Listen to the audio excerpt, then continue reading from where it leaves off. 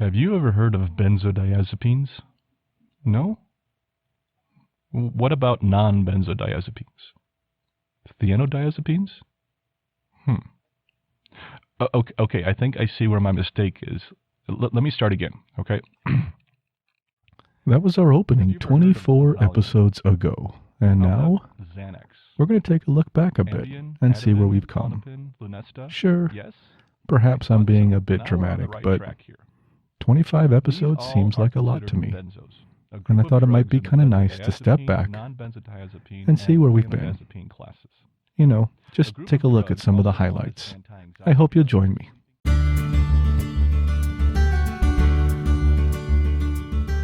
Welcome to the Benzo Free Podcast, your home for an honest, straightforward, and personal discussion about anti-anxiety drugs, their effects, and how to deal with dependence and withdrawal. Whether you have taken benzodiazepines, Z drugs, or any other tranquilizers, know someone who has, or you just want help dealing with chronic anxiety and insomnia, this is your podcast. I'm your host, D.E. Foster, author of the book, Benzo Free, The World of Anti-Anxiety Drugs and the Reality of Withdrawal. I'm so glad you joined us today. Please stick around and let me bend your ear for a few minutes. It just might feel a little better on the other side.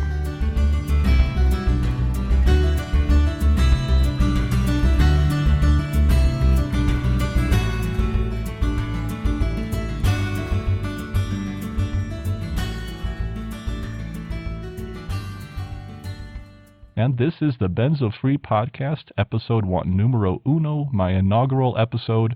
This is the one. Hello, this is D, your host, and welcome to episode 2 of the Benzo Free Podcast. This is your host, D, and welcome to episode 3 of the Benzo Free Podcast. Hello there.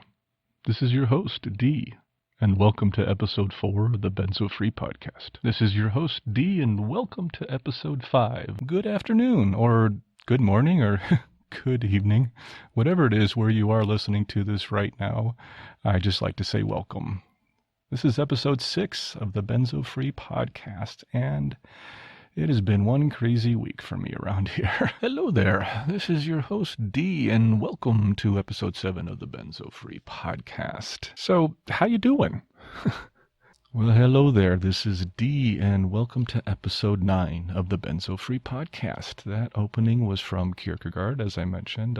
Hello there. This is D, and welcome to episode 10 of the Benzo Free Podcast. Wow. This is D, and welcome to episode 11. This is D, and welcome to episode 12. This is D, and welcome to episode 13. Hello there. This is D, and welcome to episode 14, and welcome to episode 15, and welcome to episode 16, and welcome to episode 17 of the Benzo Free Podcast. It is so good to be talking with you today. I mean, it really is. I am in a good mood. Well, hello there. This is D, and welcome to episode 18 of the Benzo Free Podcast. Welcome to episode 19. Welcome to episode 20. Hello there. This is D, and welcome to episode 21. Welcome to episode 22. This is D, and welcome to episode 23. Hello there. This is D, and welcome to episode 24 of the Benzo Free Podcast. And finally, welcome to episode 25 of the Benzo Free Podcast. This is D, and I'm so glad you tuned in today. Today, we're going to take a look back at the first 24 episodes and see where we've been. Now, I realize what some of you may be saying, that retrospectives are just, a cheap way of sharing previously recorded content, and you know what? You're right most of the time, and even in this case to some degree. But as far as retrospectives go, I can honestly tell you this episode took longer, almost twice as long for me to produce than most of the others, mostly because I had to go through all the past 24 episodes to find clips that I wanted to share in this one. But the real reason I decided to do this retrospective is twofold. One, it's a celebration. And trust me, we all need something to celebrate. I can't believe we made it to 25 episodes. I think that is amazing. And we're still going strong. I just want to say that I am very proud of the fact that we got here, and to thank you, because we did this together. The Benzo Free Podcast would not be here if it wasn't for your stories Your comments, your questions, your feedback, your correspondence, all the input you have provided has kept this going. And that's what's gotten us here. And the second reason I did this was that it's a great highlight reel. For anyone new to Benzo Free and want to sample what we're about, here you go. This is a perfect episode to listen to, and it shows some samples of what we've done over the past 24 episodes. And for those of you who have been around a while, you know, who doesn't like a little reminiscing, or at least a reminder of some of the lessons you might have forgotten along the way. So that's why I'm doing this. As with all episodes, if you don't like it, skip it. No hard feelings at all. I'll catch you next week. Don't worry about it. For the rest of you, let's take a trip back. All the way back, way back to the year 2019 and the month of February. Yeah, I know. I thought if I said it in a dramatic fashion, it would sound more important, but who knows. Today, for our format, we're going to hit on all the sections we've covered in the past 24 episodes, and those include our introduction, mailbag, Benzo news, Benzo spotlight, Benzo stories, our feature. We're going to touch a little on each one of those. So please, stick around and let's take a look back at where we've come from. But, of course, you realize I did forget one little thing, didn't I? For those of you who listened to the podcast for a while, you know I'm not going to move on from the introduction until I ask for feedback. And that's what I'm doing now. Please, questions, comments, stories, suggestions, corrections. I need your feedback. Especially on this retrospective. Was this entertaining? Was it informative? Was it useful? Go to our website at benzofree.org/feedback or email us at podcast@benzofree.org. And don't forget to sign up for our mailing list so you can learn about the podcast releases and any new blog posts or any updates to our website. You can do that at benzofree.org/subscribe. And please remember that the Benzo Free Podcast is for informational purposes only and should never be considered medical advice. If you're listening to this podcast on one of our providers, please leave feedback on that carrier. This helps new listeners find us. And that's it for our intro. Let's move on to our intro. Okay, that sounded confusing. Actually, we are moving on to our intro retrospective right now. Let's take a brief look back at some of the introductions and some of the content we've covered during that time. In episode 2 of the podcast, I opened with the following metaphor, which I thought kind of described our experiences with benzo withdrawal. Imagine that you had a car accident, a bad one, a really bad one. Your Prius took on a Mack truck hauling steel piping and lost. Blood is everywhere. Lacerations cover your arms, legs, and face. Bruises blend with burns, leaving little unadulterated skin. Your muscles are twisted and torn. A severe concussion has left you in a fog, barely aware of your surroundings. Paramedics struggle to keep you conscious, but your mind slips in and out of delirium. You're terrified. You don't know what happened, why this happened, or even who you are.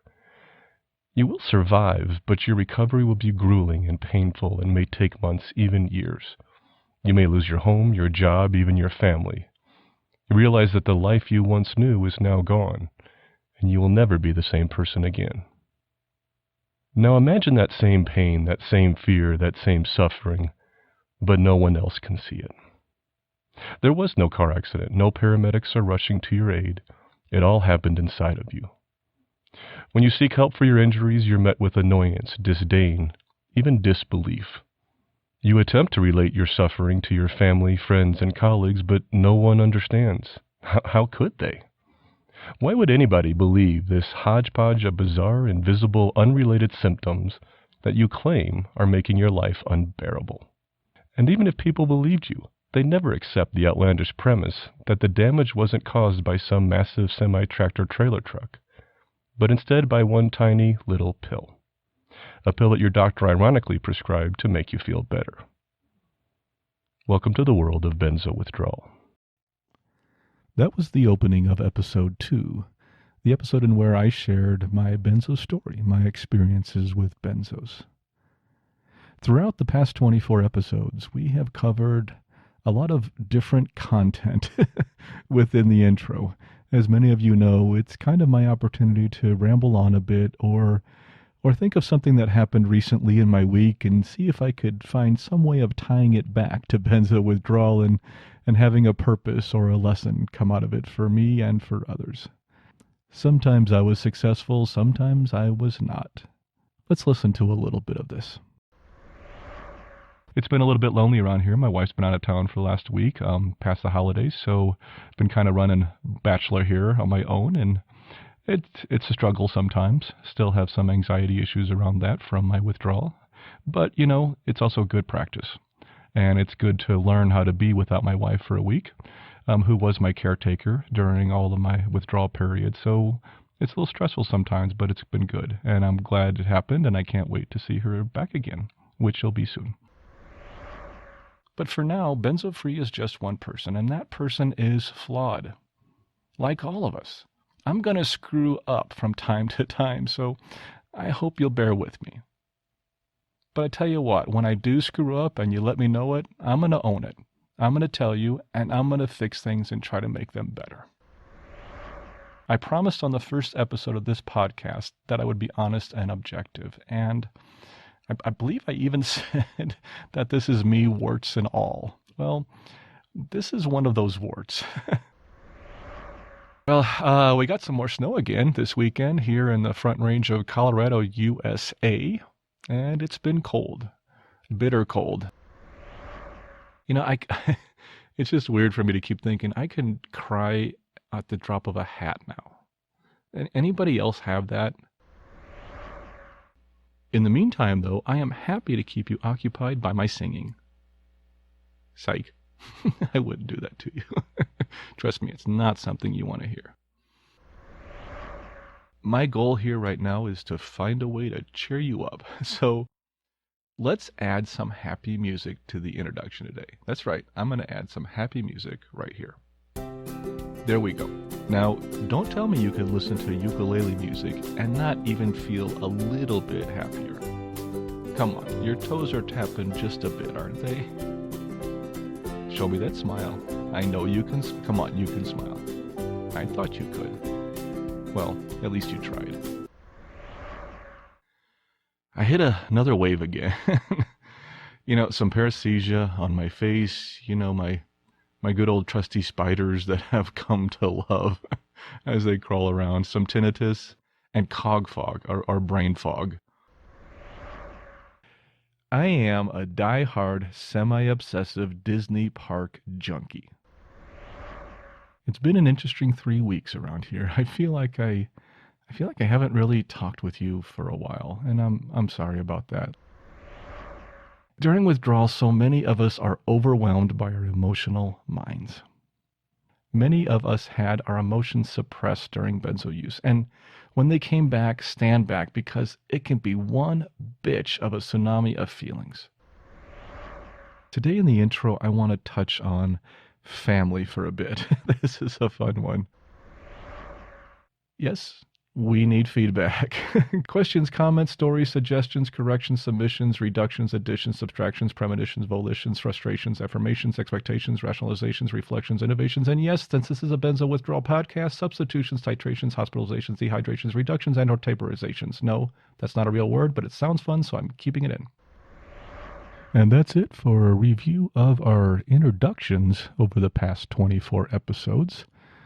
Thanks for bearing with me and allowing me the flexibility to just go in different directions with that and have a conversation with you up front about what I've gone through, what you've gone through, and maybe a few lessons we pick up along the way. And now let's take a look at our mailbag. Let's pop back and see what kind of questions and comments you all had over the past 4 months. Question 2 is, do you support the Ashton Manual? Now, this is a great question and one I really wanted to cover in my first episode. So question 1 is, I've heard about detox centers that offer flumazenil treatment. Does that work? This one comes from Michelle. I hope that I pronounced that right, in Alexandria, Virginia. You are very fortunate in your experiences with doctors. When I was going through acute benzo withdrawal, my doctors treated me like a criminal. They accused me of having taken more than was prescribed, and then they accused me of having conversion disorder. They treated me like I was paranoid. This one comes from Catherine in the United Kingdom. She asks, I wondered what your thoughts are about different healing patterns. Also, what about PTSD? The first one is from Jill, and she asks, did you use any nutritional supplements during your taper and withdrawal? This is a comment from Catherine in Camrose, Alberta, Canada. Just listen to the Ashton Manual episode. Very well done. Uplifting and informative. I had one comment where I felt a bit thrown by a term you used, which was you were grateful to Dr. Ashton for your sobriety. I'm sure you're aware of the community's sensitivity to addiction language, and this one is from Jörg in Bern, Switzerland. I am the caregiver of my wife, Ruth. She is 22 months off benzos, but still on AD. Could you create a list of people concerned by benzo withdrawal, sorted by country or state? This would be great. First question is from Nancy in England. She says, quote, one thing I would like to mention to you is that you keep referring to long-term use. What do you consider long-term?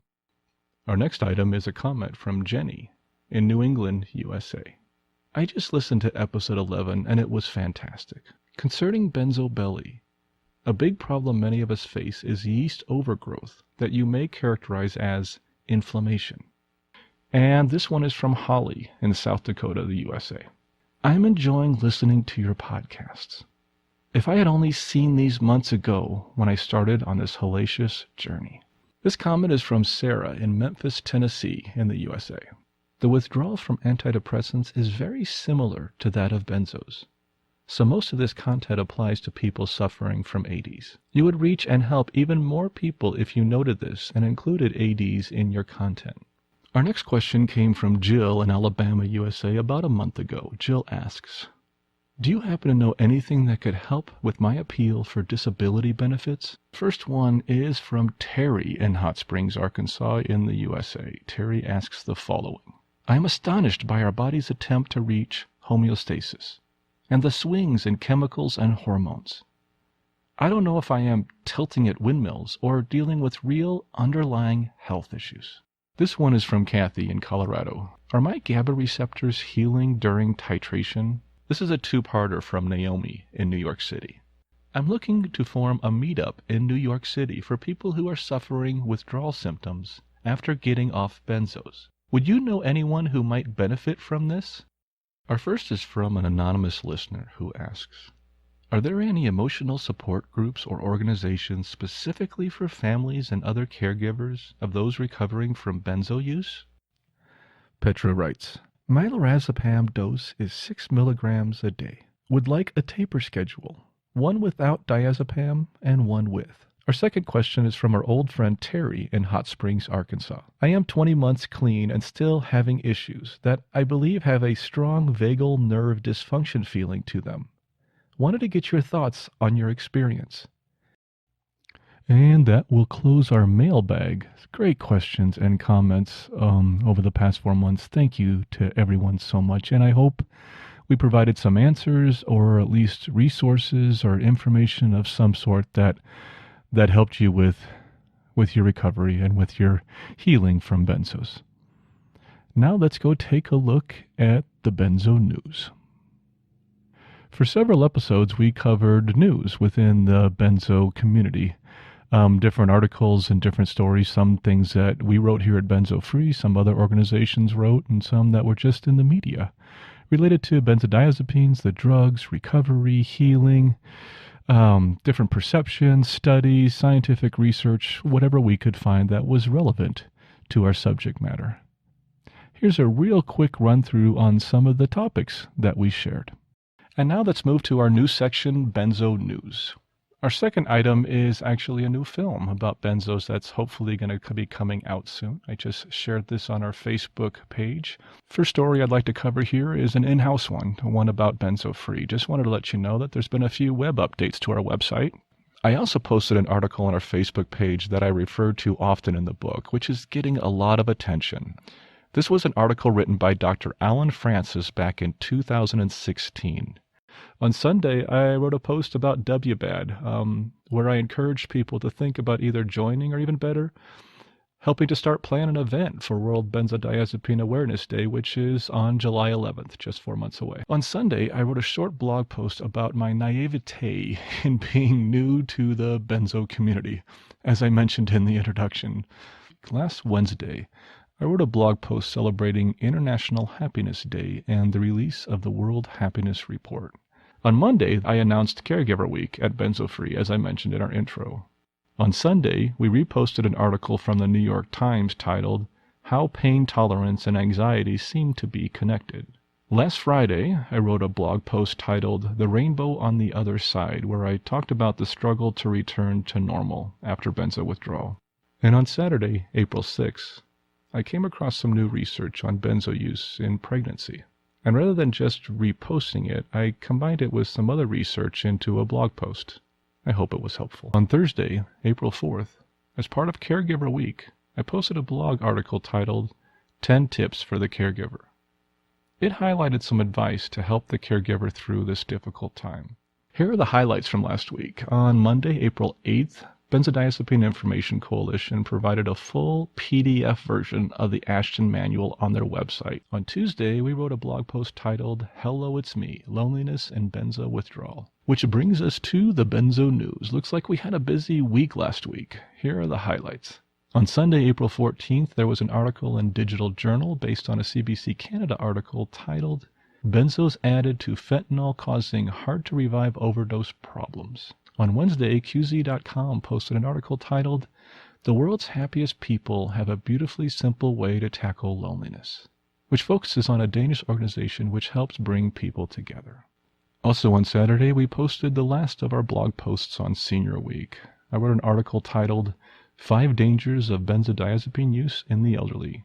On Monday, I wrote a blog post titled, The Lost Years, A Father, a Son, Benzos, and Aging. On Tuesday, we reposted an article in the New York Times from 2018 titled, A Quiet Drug Problem Among the Elderly. On Monday, the Austin Benzo Withdrawal Group posted a short and effective video from Tech Insider titled, What Happens to Your Brain When You Take Xanax?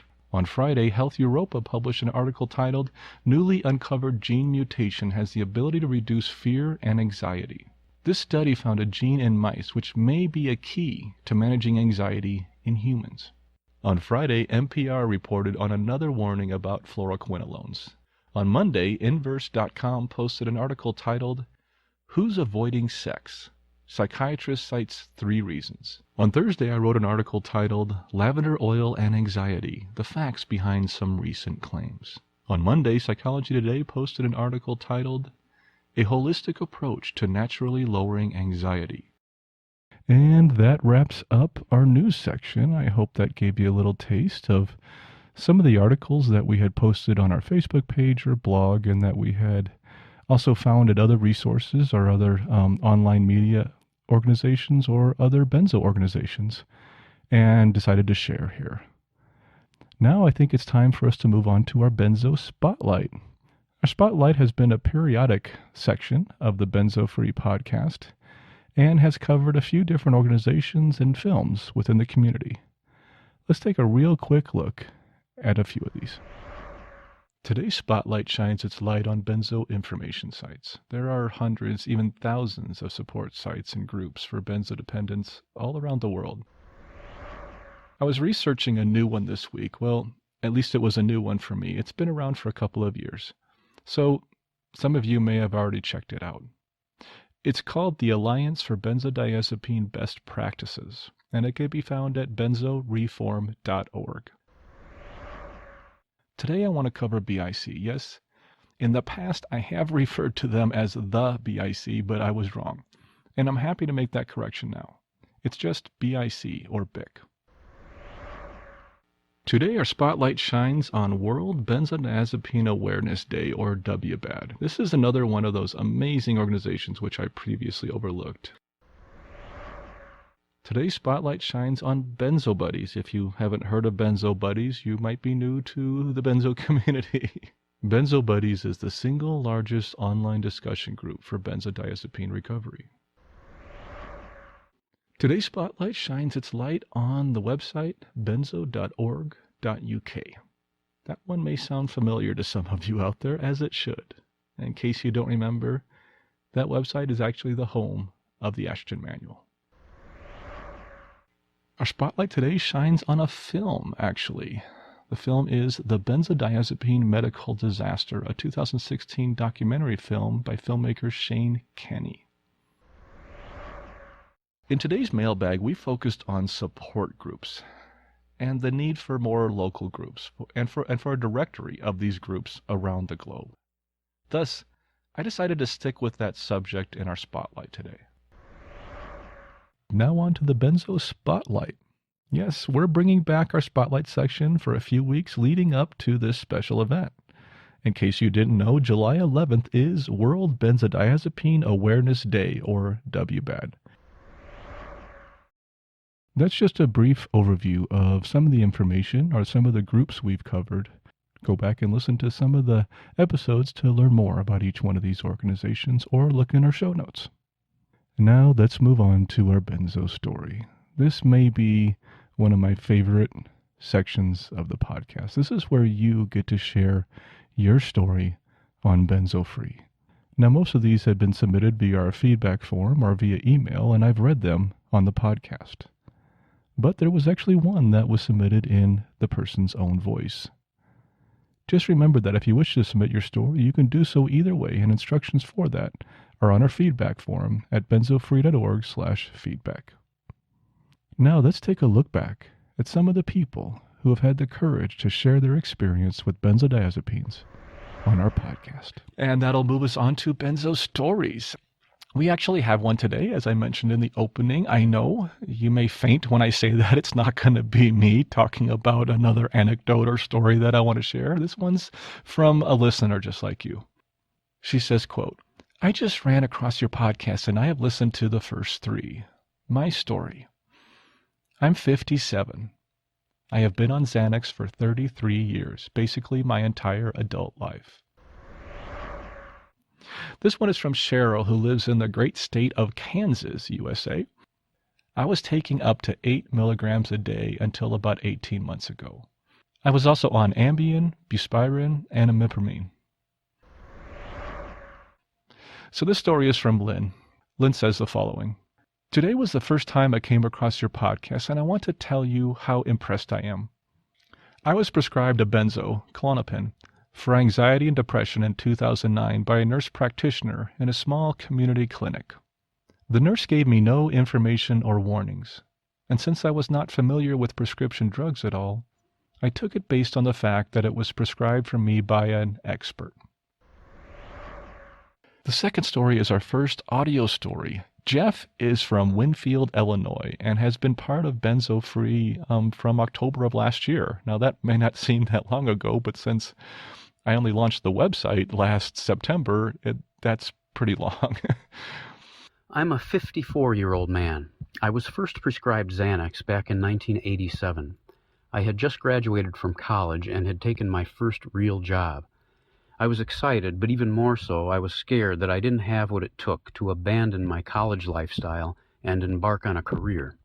I was diagnosed with generalized anxiety disorder and was given a tricyclic antidepressant called imipramine, as well as a prescription for 0.25 milligrams of Xanax to be taken only at bedtime.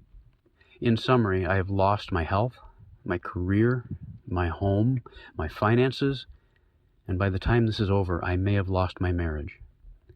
Benzodiazepine withdrawal syndrome has all but destroyed me. And that brings us to our stories. First up, this is from Kathy in Windsor, Colorado. Yes, I am 73, and I have been on Valium for 13 years. One paragraph story and comment from Terry in Hot Springs, Arkansas. I wanted to share a piece of my story. I am 17 months benzo-free off Klonopin.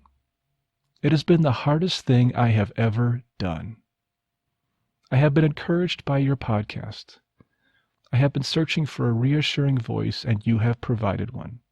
Keep up the great work. Today's story is from Beatrice in Zurich, Switzerland. Beatrice and I have actually been corresponding for a little while now. It is a long journey, but I really hope seeing the end one day. I have learned a lot about what is really important in life, and to be very, very grateful for my family and friends who are on my side in this most difficult time in my life. Not all are understanding of me, but I don't think that anybody can really understand what we are going through. Thank you, Dee, for all your effort and work for doing these podcasts. With warm greetings from Switzerland, to everybody out in the world, Beatrice. Today we have a story from the opposite side of the globe from my studio where I'm recording this right now. I want to share my story about benzodiazepines and how I withdrew myself from this drug after about 17 years of use, along with other side. Today I have a story from Nancy in England. Nancy shares. So, I finished my diazepam taper on the 23rd of March, just over 2 weeks ago. I am hoping that soon I can start to rebuild my life, which is very small at the moment and very unpleasant. Maybe you could do a podcast on success stories. I would love to hear some. It would give me hope and some inspiration. And that brings us to Benzo Stories. Today, I have a story from Jane in Glace Bay, Nova Scotia, in Canada. I am 68 years old. Very active person all my life. In the early 80s, I developed fibromyalgia and eventually prescribed Xanax for anxiety and sleep over the course of nearly 30 years.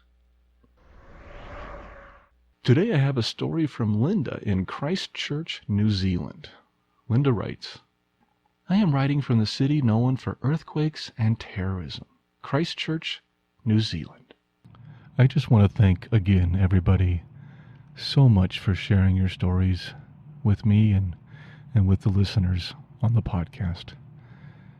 It takes a lot of courage to do that, and it takes a lot of strength to be able to tell your story and put it out there for other people to hear, and I think it does so much good for both the people who are sharing and for those of us who are listening.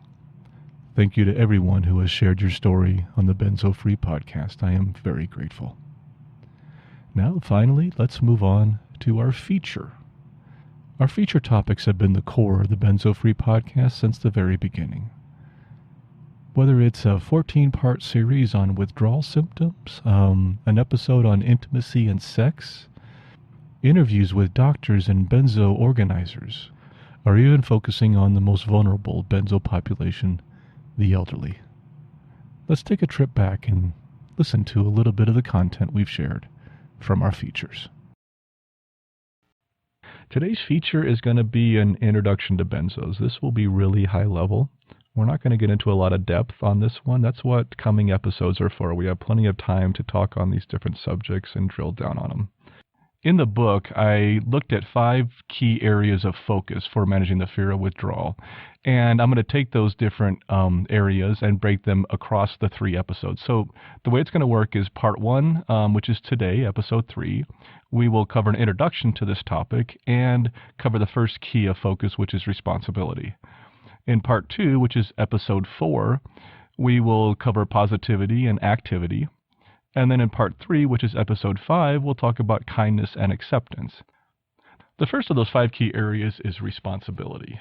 Many of you are probably thinking, responsibility for what? What's my responsibility here?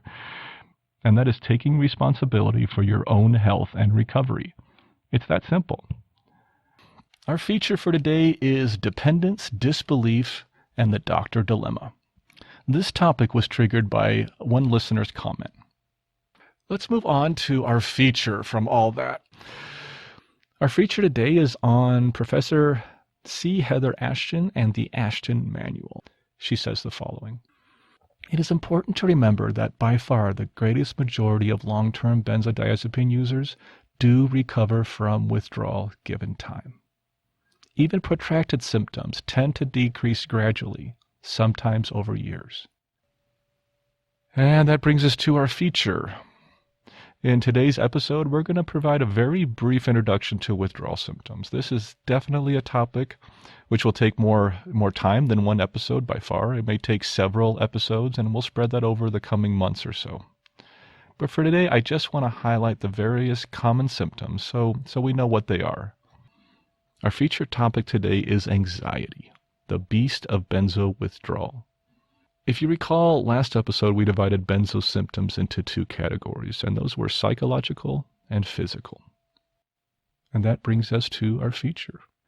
Today we have our first interview. That is pretty nice. Our guest today is Elizabeth McCarthy, and she was generous enough of her time to talk with us. So, Liz, welcome to the show. Thanks, Dave. Thanks so much for having me. It's my pleasure. I'm so glad that you came on. And as I mentioned to you before we started this, that you are my first interview guest on this show. So thank you so much for agreeing to do this. Well, I feel honored. What kind of myths have you seen about benzos? I think we all kind of see those out there, but what do most people's expectations have about them, people you run into? They're harmless. Yeah. They're helpful. They work. And they do. To be clear, they really, really work. Well, and that's actually the problem. If they didn't work, we wouldn't have this issue. Well, as we close, is there anything else that I didn't ask or anything else you'd like to share with our listeners today? Well, I will say again that this experience is temporary. Yeah. Today's feature is Benzo Belly, our gut in withdrawal. Today we continue our series on the symptoms of withdrawal. We kicked this off with an introduction to benzodiazepine symptoms a few weeks ago. The most consistent solutions that I've seen work for benzo belly symptoms are these two things. Number one, reduce anxiety, and that's the truth for almost every symptom from withdrawal. So today's feature is Conversation with a Caregiver. Today we have our second interview, and I am really excited about this one. Okay, well, hello, Shanna, and welcome to the Benzo Free Studios, or better known as that crazy-ass fort that your husband built in the basement with your good flannel sheets. Thanks for joining me. I appreciate it. You're welcome. In the book, you actually listed out lessons for the caregiver. I'd like to move into that and just kind of go through those real quick, if you don't mind sharing those with the listeners. Okay. The first one you mentioned is believe the symptoms are real. Was this hard for you? What do you mean by believing the symptoms are real? Well, I think with a lot of conditions that are invisible, it's easy to start questioning whether the person really is experiencing. Yeah. I think back pain, fibromyalgia, people who suffer from those deal with the same thing. It's not like you have a cast on your leg and it's easy to see that something's wrong. Sure. Well, I think I've already covered how you were different while you were on the drugs. Yes, you have.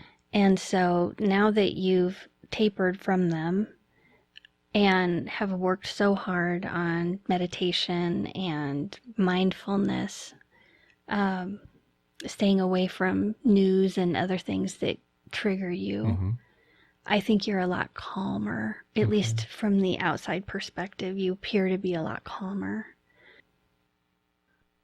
And that brings us to our feature, which today is Benzo Bad Guys, Anger, Aggression, Depression, and Obsession.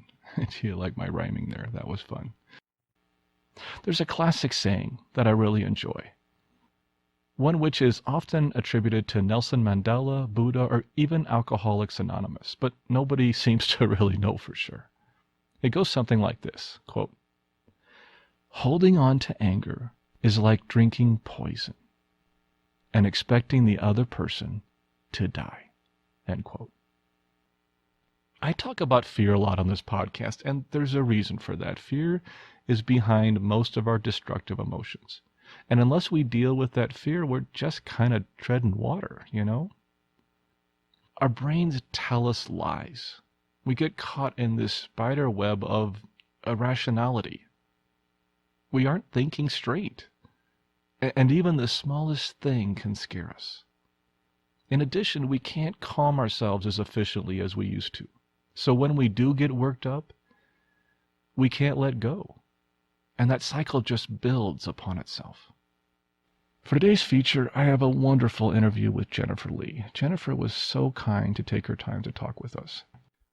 Hello, Jennifer, and welcome to the Benzo Free Podcast. Thanks so much for taking the time to speak with our listeners today. We really appreciate it. Well, thank you, Dee, for the invitation. I'm happy to be here. Yeah, it's my pleasure.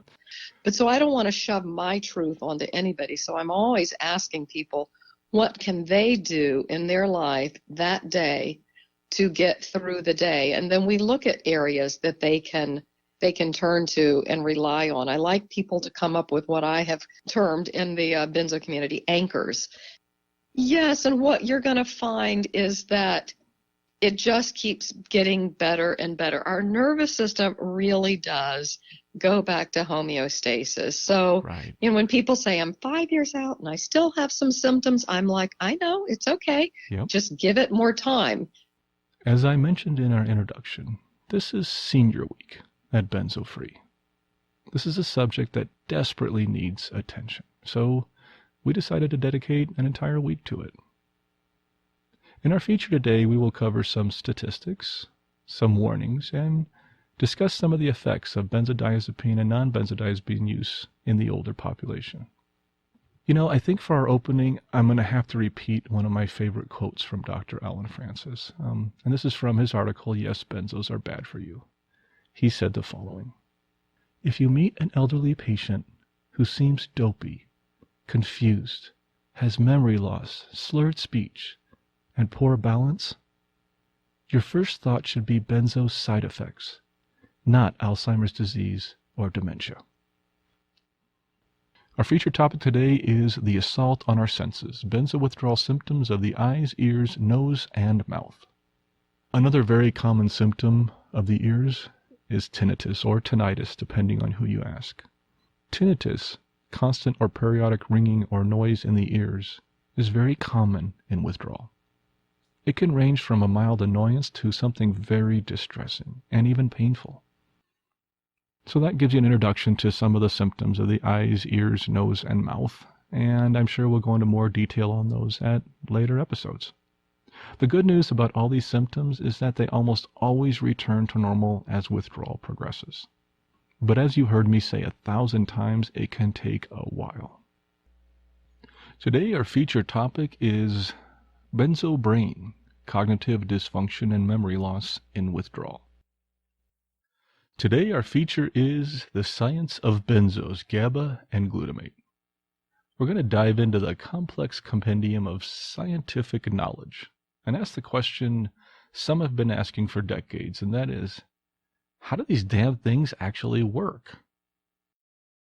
And that brings us to our feature. Today's feature is relationships, intimacy, and sex in benzo withdrawal. This is an interesting one to tackle. Intimacy is, at its essence, a practice of presence. We've learned tactics for distraction and disassociation, exacerbated by our beeping phones and the TV in the background, not to mention our learned cultural terror of awkward silences. Intimacy is crucial to healthy sexual relationships. Many of us like to pretend it's not. And as I said in the intro, there are sexual encounters which have almost nothing to do with emotional intimacy. But for the most part, sex and intimacy are intertwined. And that brings us to our feature. Today, our feature topic is the head and neck symptoms of benzo withdrawal. This is part 6 in our continuing series on symptoms of benzo withdrawal. One of the most pronounced dangers of benzo use are balance problems in the elderly. This is often the cause of hip fractures from falls. Old people fall, and old people on benzos fall more often. Massage is actually an excellent therapy during withdrawal, but it can get expensive. Stretching is another amazingly beneficial activity during withdrawal, one of which most of us ignore far too often.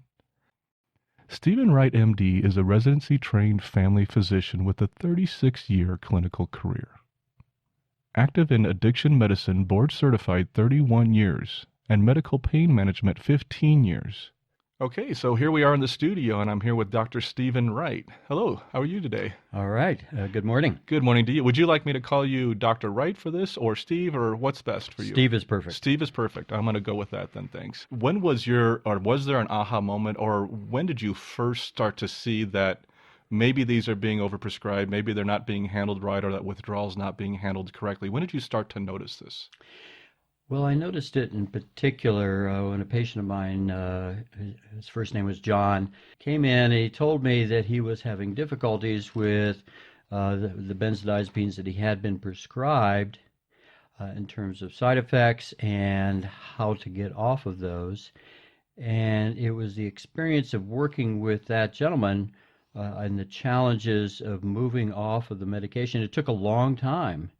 That I learned that I didn't know what I thought I knew about all of this. And I recommend not, participating in the stigma of addiction. But the issue in relation to benzodiazepines, it's simply not accurate. Historically speaking, we're wondering what does it take for us to actually make the difference and change prescribing? So we're in a culture, we're in a society where often it takes crisis. Yeah. It's just the reality of it. Okay. When you showed up at the house for a recording today, we were upstairs and it was funny because we started just talking and chatting, and all of a sudden Steve interrupted me and said, this is already half the interview. And so we decided to stop our conversation and come to the basement to the studio and start recording this, because when the two of us just start talking, we can talk for like 3 hours straight. I just want to thank you for coming to the studio, talking with us today. I hope you'll do it again with us shortly. Well, I'd love to, but I want to mention one more thing, and that is I want to apologize. We weren't listening, and we need to change the trajectory on that. And, you've been extraordinarily patient with those of us that have taken a while to come around to this process, and I honor and respect, and I'm so sorry about all that, and sorry that it needs to continue in order for it to be successful over the long term. Our featured topic today is perpetual motion madness, excitability symptoms of benzo withdrawal. And that wraps up our feature and our look back. I want to thank everyone who has participated in Benzo Free, whether they were an interview guest or a listener who submitted a story or a comment or a question, or you've corresponded with me, or just people who have spread the word and told their friends about the Benzo Free Podcast.